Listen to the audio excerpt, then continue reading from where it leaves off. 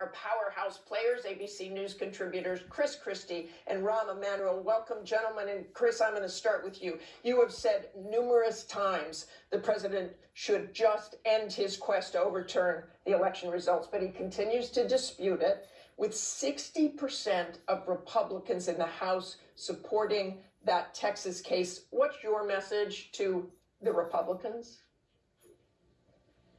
Well, listen, the legal theory put forward by his legal team and by the president is an absurdity. And the reason why the Supreme Court didn't take it is because it's an absurd idea to think that any state or any number of states, no matter how good they are, can challenge another state's right to run the election as they see fit. And also, there's no evidence, as I've been saying since election night. Show us the evidence.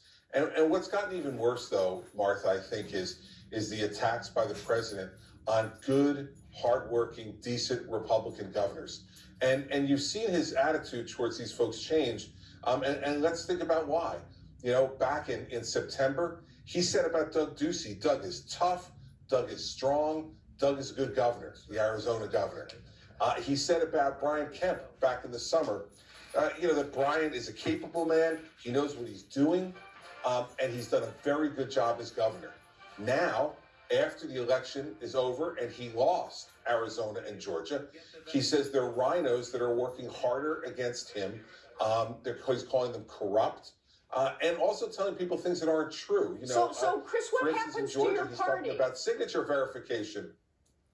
Listen, Martha's going to people are going to have to stand up and start to say these things. I mean, the fact is in Georgia, and people should know this, that signature verification, which the president continues to tweet about, has been done twice in this election.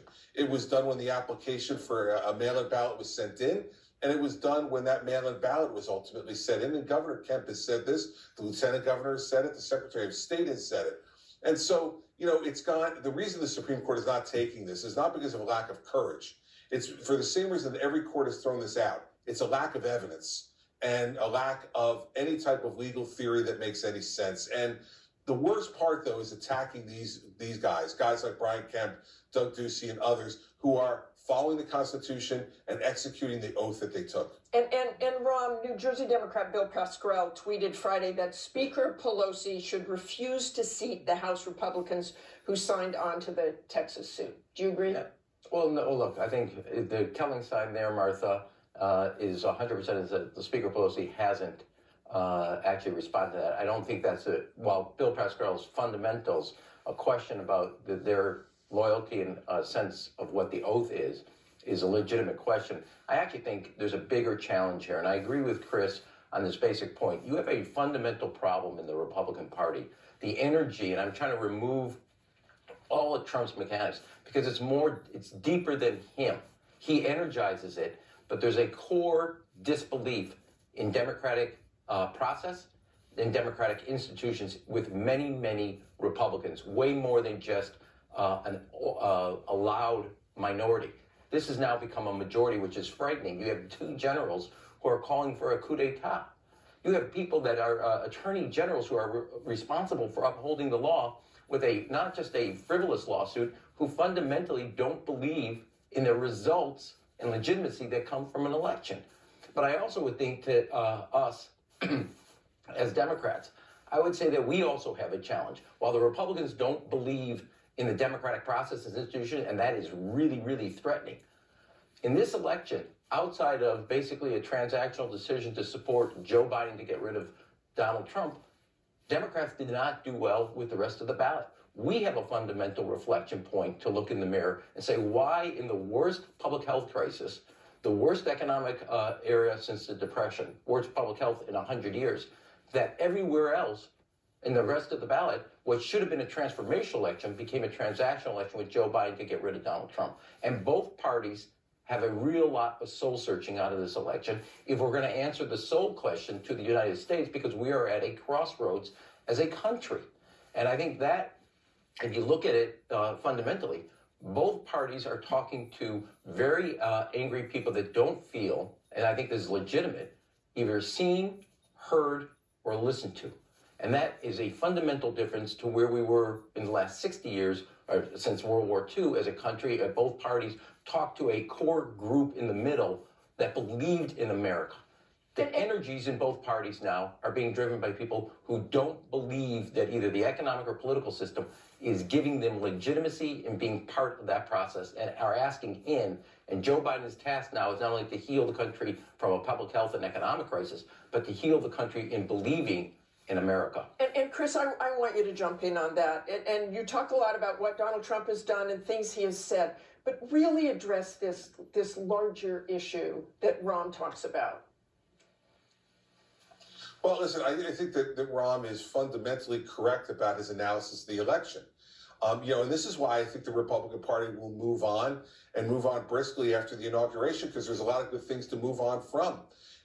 Picked up 14 seats in the House, appears, I think, to only lose 1 seat in the Senate ultimately and keep control, flip 2 state legislatures, flip the only governorship that was flipped on election night. Except for the very top of the ticket, the Republican Party had a great night on election night. Now, I'll say I was disappointed that the president lost, and I understand the disappointment in the party among some people for losing that election. But we need to face the facts.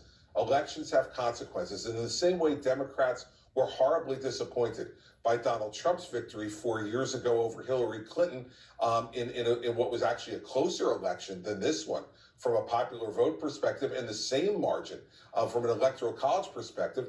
Republicans now need to say, thank you, Mr. President, for your service. Thank you for the good things you did while you were in office that we agree with. And we now need to move on to make sure that we're stating Republican principles that matter to the people of this country, which, by the way, Martha, they supported in very large numbers. And I think Rahm's right. That's the fundamental problem for Democrats. And the Chris, fundamental challenge for Republicans is to move on. I want to let Rahm have the last word. And to that point, the polls this week on whether Americans think Biden's win was legitimate, 34% of registered voters think it was illegitimate, but they don't trust the election results. So how does Biden deal with that? We have about 30 seconds.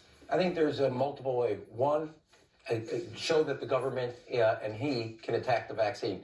Two, come up with economic policies that create more winners in the economy. Right now, because of the last 20 years, we created more losers and a very few winners. And then third, this goes to culture. And this gets to the larger point, which on both parties, the energy, I'm not saying the majority, the energy right now is being driven by people who feel they are not seen, they are not heard, they are not listened to, and they are not represented. And part of what I think Joe's appeal is going to be, and I think his strength is the fact that through his decency, he understands the core decency of America. And if he can bring that out from Americans, he can once again create a belief in the system. Remember, everything Putin's tried to do is divide Americans, not only among themselves, but from their government. And right now we're seeing the ramifications of that. And I do think that as the system sees Trump leave, we have an opportunity to get back to the core belief in strengthening America. Okay, thanks very much.